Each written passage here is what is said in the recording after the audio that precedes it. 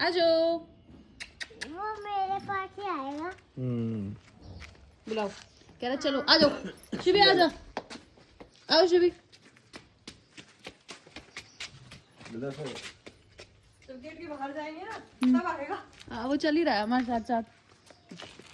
चलो भाई चलो आ जाओ। तो भाई चलो। मतलब तुम्हारी बेटी थोड़ी बहन इतनी मोटी थी ना, तुमने थोड़ा गेट खोला है। हमारे यहाँ पे थी। आजा चलो चिलू। चली बार।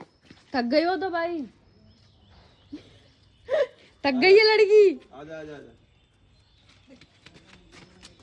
आजा आना आना निकाल तो जाएगी क्योंकि मेरे